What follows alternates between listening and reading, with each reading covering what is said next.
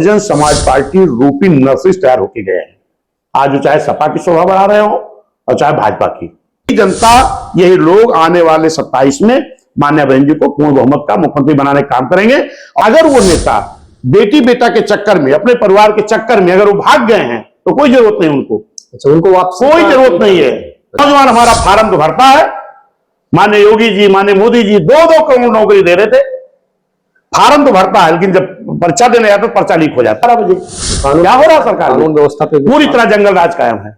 जाहिर सी बात। आज भारतीय जनता पार्टी है, भारतीय जनता पार्टी से आम जनता उबी है। क्यों? नमस्कार, मैं हूं रामधारी।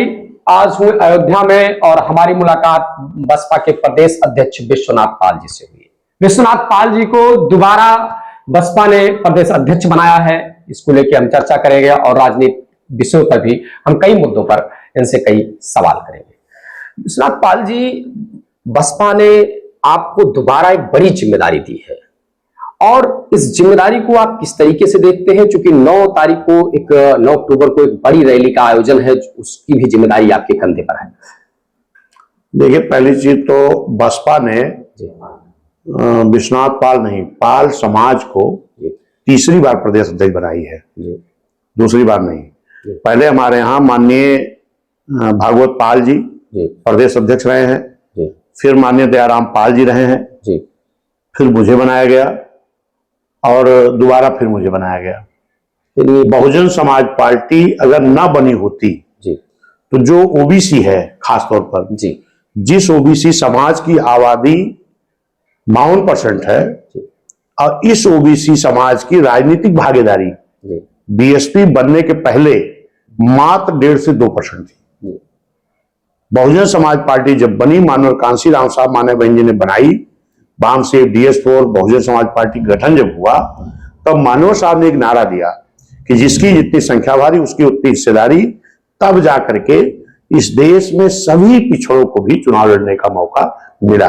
वरना बीएसपी गठन होने के पहले 78 ऐसी जातियां थी जिनको इस देश में बाबा साहब ने संविधान में वोट का अधिकार तो दिया था, लेकिन ना तो उनको चुनाव लड़ने का अधिकार था, न तो उनको वोट लेने का अधिकार था, खाली वोट देने का अधिकार था। धन्यवाद देता हूं माननीय कांसी राम साहब मान्या बहन जी को, जिन्होंने बहुजन समाज पार्टी बनाई और फिर हम सबको मौका दिया। बहुजन समाज पार्टी बनने के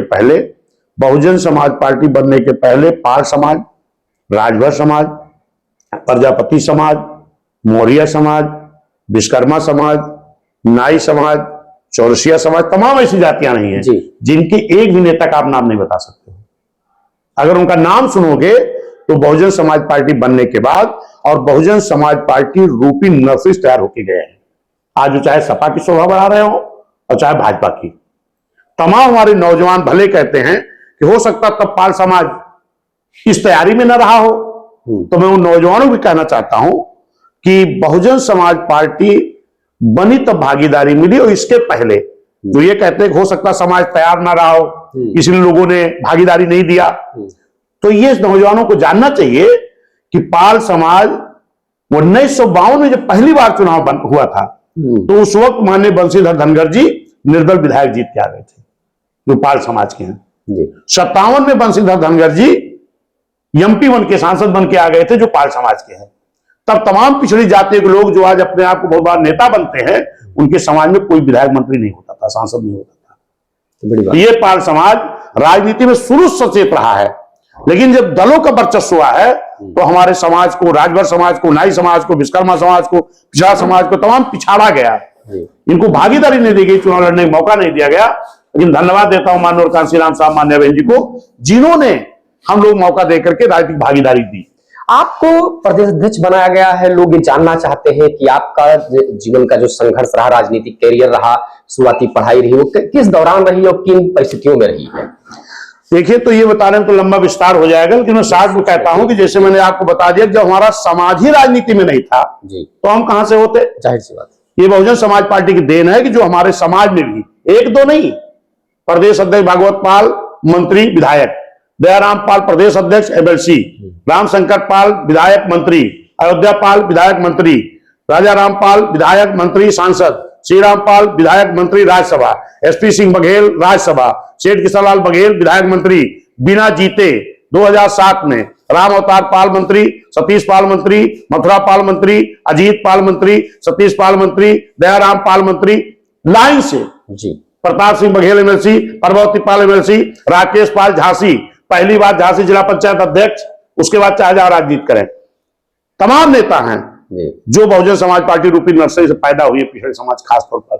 आज चाहे भाजपा के उप मुख्यमंत्री हो और चाहे समाजवादी पार्टी में जो चेहरा दिखा रहे पीडीए का, अगर पीडीए का विकास करना होता तो एक भी यादव, एक सिंगल यादव क्या लोकसभा में लड़ा है? नहीं, परिवार के अलावा नहीं लड़ा। तो परिवारवादी पार्टी बना लो ना, काहे पीडीए नाम देते हो? जिस आजमगढ़ में माननीय अभयन जी माननीय कांसीराम साहब ने 89 में रामकृष्ण यादव जी को सांसद बना दिया था, रमाकांत यादव उमाकांत यादव को बना दिया सांसद। आज उस आजमगढ़ में पीडीए का नारा देने वालों को यादव नहीं मिल रहा है।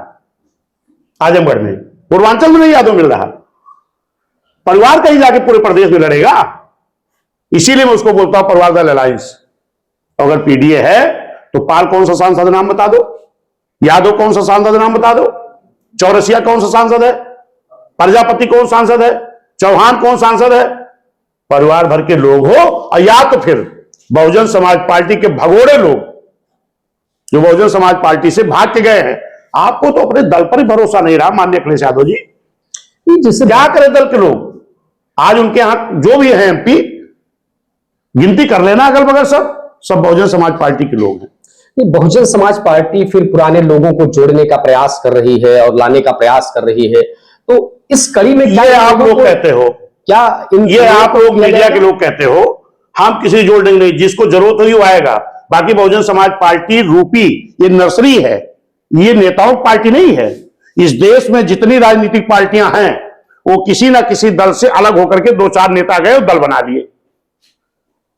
चाहे जिस पार्टी को देख लो, लोक दल, जनता दल, जनतांत्रिक, ये सब किसी न किसी दल से 2-4 नेता अलग हुए और दल बना लिए। लेकिन बहुजन समाज पार्टी माननीय कांसीराम साहब मान्य बहन जी ने, वो किसी दल में नेता नहीं थे, वो बहुजन समाज पार्टी के कार्यकर्ता थे। वो कार्यकर्ताओं को जोड़ते गए और लोग आते गए, और इन्हीं कार्यकर्ताओं के लोगों को चुनाव लड़ाया, इन्हीं को नेता बना दिया। अगर वो नेता बेटी बेटा के चक्कर में, अपने परिवार के चक्कर में अगर वो भाग गए हैं तो कोई जरूरत नहीं उनको। अच्छा, उनको वापस कोई जरूरत नहीं है। अच्छा, क्योंकि वो स्वार्थ में गए हैं ना। अंबेडकर नगर ही देख लो, जलालपुर से बेटी लड़ेगी, कटेहरी से खुद पत्नी लड़ेगी, खुद एमपी बनेंगे। ये तो सपा कांग्रेस हो सकता, बसपा में नहीं हो सकता। सही है, बसपा ऐसे लोगों को दोबारा, अरे भाई ये सपा भाजपा कांग्रेस में हो सकता है जहां परिवार के अलावा कोई एमपी है। यादव बताओ, मैं यादव बेचारा खुद ही ठगा महसूस कर रहा कि मैं तो बिरादरी नाम तोड़ देता हूं, ये तो परिवार के अलावा किसी भागीदारी नहीं देते। तो ये ऐसे जो परिवारवादी लोग हैं, ये वहां जाएंगे, उनको जगह मिलेगी। लेकिन बसपा ऐसे लोग कोई जगह नहीं है, इसलिए लोग छोड़ के गए। बहुजन समाज पार्टी फिर से इस बहुजन समाज पार्टी रूपी नर्सरी में हर समाज के नेताओं को लड़ाएगी, तैयार करेगी। अच्छा एक चीज बताओ, विश्वनाथ पाल कोई नेता थे? हमारे खानदान कोई नेता था? नाथ रिश्तेदार कोई नेता था? नहीं, मैं एक कार्यकर्ता था। हमारे समाज में कोई नेता नहीं था इस हमारे मंडल में। लेकिन बहुजन समाज पार्टी की देन है, एक गांव से उठा करके एक कार्यकर्ता को पुनः इस प्रदेश का बड़ा नेता तैयार किया कि नहीं? ये बात नहीं कह रहा हूं मैं, तैयार किया। फिर इसी तरीके बहुजन समाज पार्टी हर समाज में, अभी हमने लोकसभा में 4 चौहानों को लड़ाया हूं। नन्हे सिंह चौहान को अमेठी से, दादा चौहान को भदोही से, एक चौहान हमारे कुशीनगर से, एक चौहान बालकृष्ण चौहान, रवि मौर्य इसी जिले के हैं, विधानसभा लड़े थे, लोकसभा लड़े। तो ये रवि मौर्य नेता नहीं तैयार हो रहे हैं, ये नन्हे सिंह चौहान नेता नहीं तैयार हो रहे हैं। 3 लोकसभा लड़ाए गए, नेता नहीं तैयार हो रहे हैं। जो गए वो अपना सोचे। जो ये कहते ना बीएसपी मिशन से भटक गई थी, अरे बताओ ना कहां भटक गई थी? आप भटक गए। कुछ लोग हैं जो परसेंटेज घटने के साथ साथ चुनाव ना जीतने की वजह से लोगों ने इस तरीके की बातें की।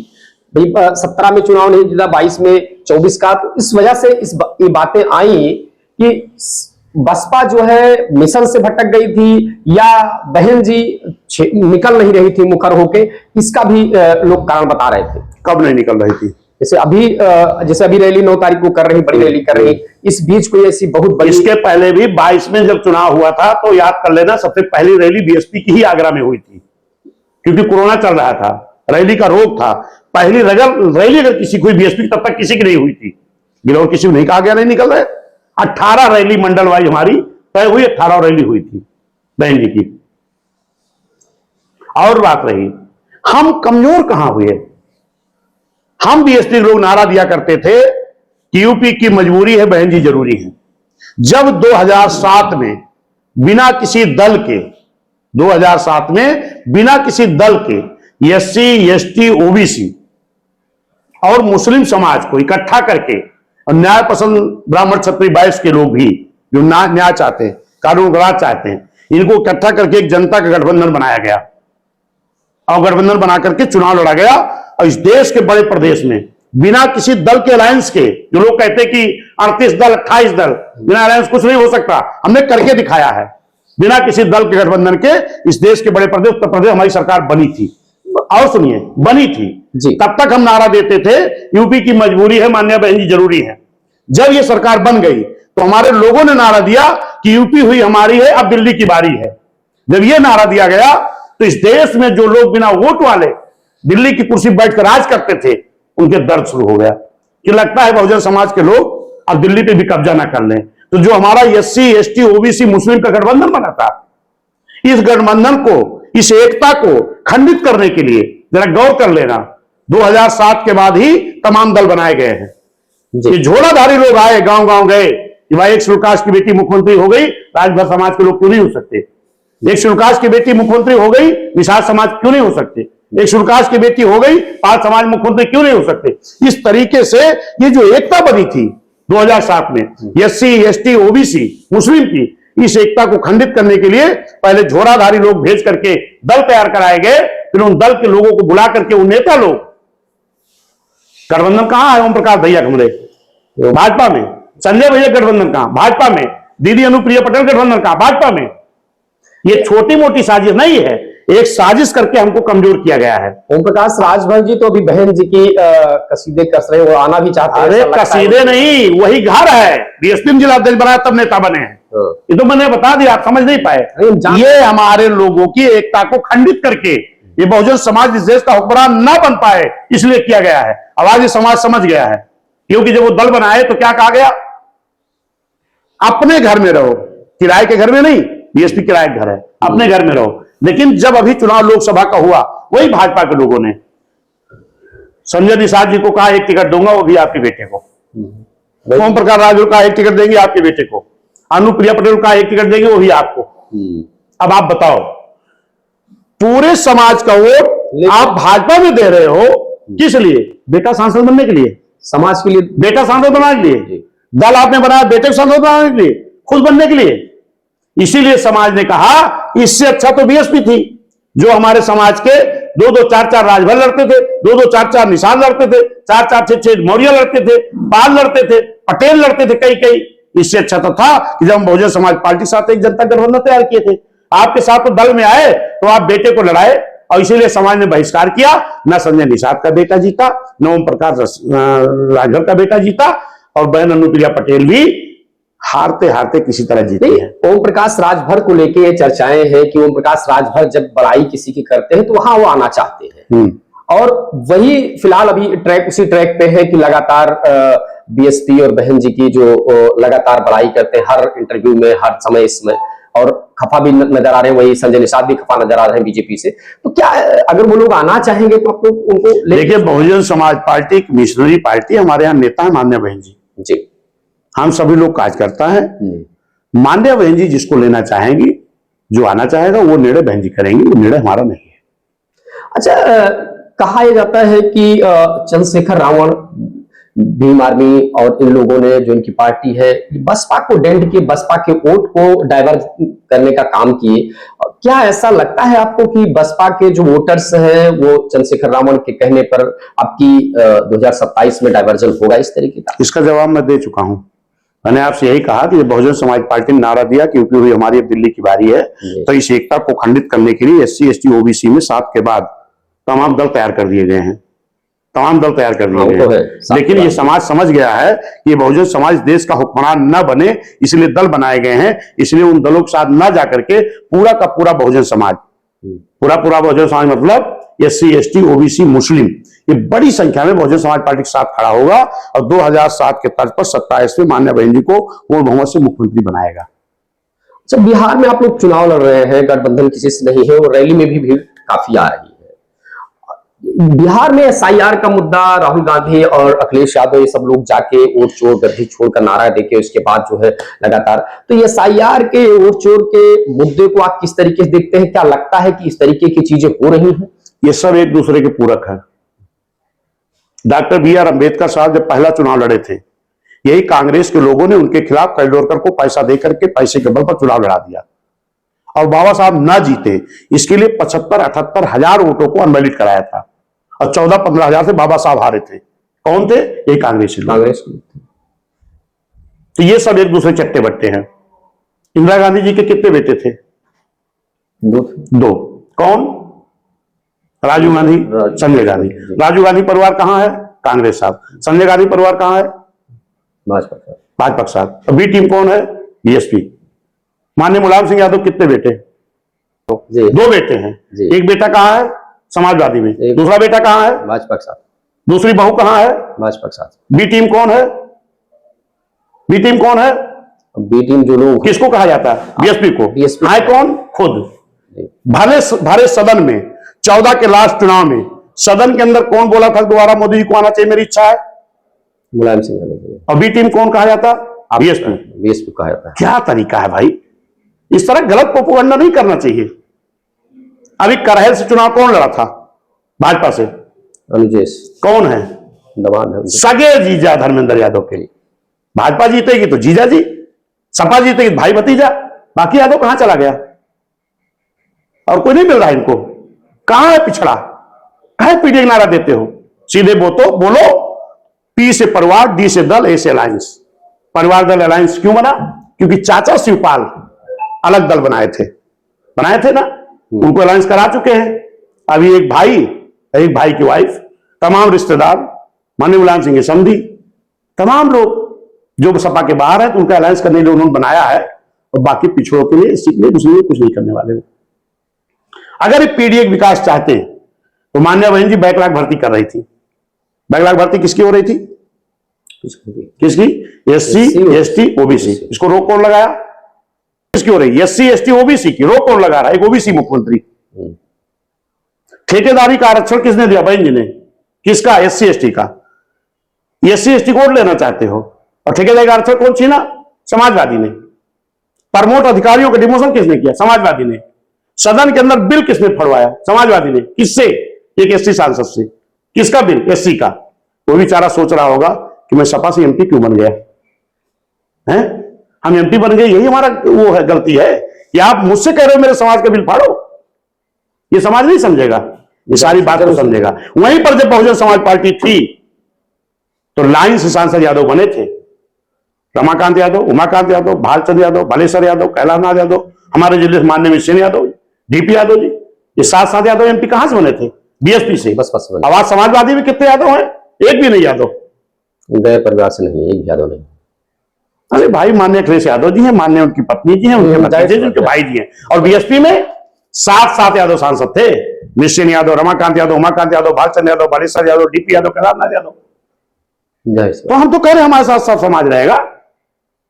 आप परिवार दल बना लो, उन्हीं का विकास करो, बाकी समाज धोखा मत दो। अच्छा, आज भारतीय जनता पार्टी है, भारतीय जनता पार्टी से आम जनता उबी है। क्यों? अभी प्रयागराज में धरना लोग दे रहे थे। जो हमारे प्राथमिक शिक्षक, भाजपा ने एक ट्वीट किया कि हम इतने विद्यालय बंद कर रहे हैं क्योंकि बच्चे नहीं हैं। 27,000। बहन जी ने क्या कहा? विद्यालय बंद करना विकल्प नहीं है। बहन जी ने कहा बच्चे कैसे आएंगे, इसका रास्ता खोजो, वरना ये टीचर हमारे कहां जाएंगे? नहीं भर्ती तो 5 साल हो गया, भाजपा निकाली नहीं। ये बच्चे कहां जाएंगे? और जब बच्चे ये गांव स्कूल में नहीं पढ़ पा रहे हैं, नहीं आ पा रहे हैं, तो अगर दूर कर दोगे तो क्या जाएंगे? नहीं जाएंगे। मर्ज कर दोगे विद्यालय, मास्टर भेजोगे, बच्चे रहने के बाद वो विद्यालय बंद कर दोगे। धरना कौन दे रहा था? क्या अकेले एससी के बच्चे थे, ओबीसी के थे? नहीं, वहां ब्राह्मण के बच्चे भी थे, क्षत्रिय के बच्चे भी थे, हर समाज थे। अगर आप हर समाज के नौजवान के साथ अन्याय कर रहे हो, ये नौजवान आने वाले दिनों में आपको आने नहीं देगा। दिल्ली में एसएससी की परीक्षा के लिए लोग धरना दे रहे थे। एसएससी की परीक्षा कौन कराता था? ये कराता था एक एजेंसी। आप इसको हटा दिया, ये ऐसी एजेंसी दे दिया जो करा नहीं पा रहे। उसमें हर समाज के नौजवान हैं। जाहिर सी बात। नौजवान हमारा फार्म तो भरता है, माननीय योगी जी माननीय मोदी जी 2-2 करोड़ नौकरी दे रहे थे, फार्म तो भरता है, लेकिन जब पर्चा देने जाता है पर्चा लीक हो जाता है। धन्य मान्य बहन जी, अपनी सरकार में 1,08,000 ज्यादा गरीबों को नौकरी दिया। मास्टरों की भर्ती खूब हुई, पुलिस की भर्ती खूब हुई, आंगनबाड़ी की भर्ती खूब हुई, सहायक आंगनबाड़ी खूब हुई, खूब भर्ती हुई। एक भी पर्चा कहीं लीक हुआ था? नहीं। एक भी दंगा हुआ था? नहीं। सरकार में तो पर्चा लीक नहीं। फिर भाई ऐसी अच्छी सरकार लाना चाहिए, ना कि जाति के नाम पर लाना चाहिए। हमें राजा वो उत्तर प्रदेश चुनना चाहिए जो हर समाज का विकास कर सके, हर समाज देख रेख कर सके। कानून का राज बहन की सरकार में चल रहा था। आधिकारिक टाइम पे ना आ जाए तो उसको डर लगता है कि सस्पेंड ना हो जाए। आ जाए कोई डर नहीं। आज तो विधायक और किस तरह जंगल राज कायम है। विधायक मंत्री धरने बैठ रहे हैं। हमारे पाल समाज की बेटी कौशाम्बी में जिसके साथ अत्याचार होता है, उसके अधिकारियों ने अत्याचारी को जेल भेज देते हैं। अगर उसका बाप अपने बेटे से क्षुब्ध होकर के आत्महत्या करता है तो पीड़िता का क्या दोष है? लेकिन इसी सरकार के उप मुख्यमंत्री ने पीड़ित के भाई बाप चाचा को जेल भेज दिया जाता है, और जो दोषी होते हैं उनको बाहर कर दिया जाता है। यह अन्याय नहीं है? निषाद समाज बेटी के साथ बांदा में दुष्कर्म करके हत्या, अभी कौशाम्बी में घटना हुई, अभी फिरोजाबाद में मैं गया, 8 साल की बच्ची की, एक बघेल समाज की बेटी की हत्या दिन में 8 बजे 9 बजे।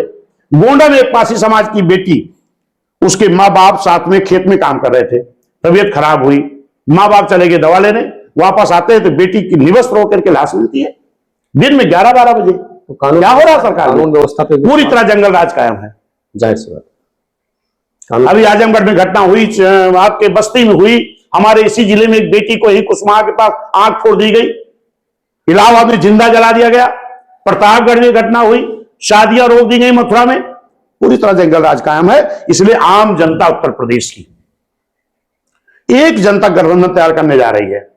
हमारा SC, ST, OBC और मुस्लिम और जो न्याय पसंद ब्राह्मण क्षत्रिय वैश्य हैं, ये सारे लोग एकजुट होकर के बहुजन समाज पार्टी के साथ खड़े होंगे, अपने नौजवानों को नौकरी दिलाने के लिए, अपने छात्रों को पढ़ाई के लिए, किसानों को अच्छी आय के लिए। गन्ने का दाम सबसे ज्यादा किसने बढ़ाया?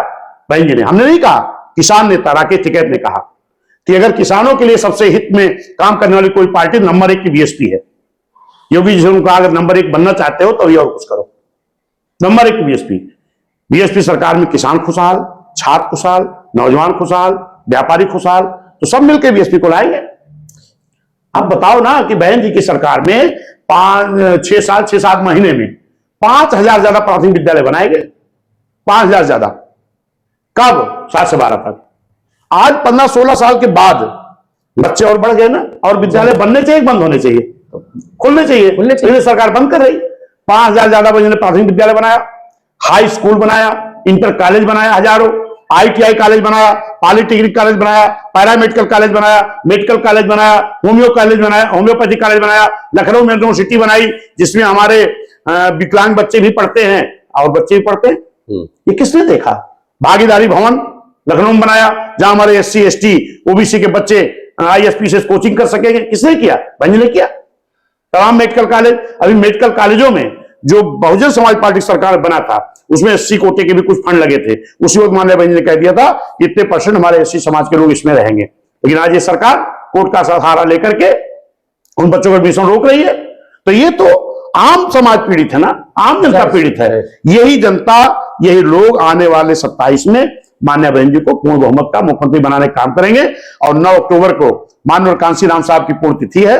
हमारे सर्व समाज के लोग उस पुण्यतिथि में पहुंचेंगे और माननीय कांसी राम साहब को 9 अक्टूबर को माननीय कांसी राम साहब स्मारक स्थल पुरानी जेल रोड पर लोग सुबह 9 तारीख को सुबह 8 बजे तक पहुंच जाएंगे।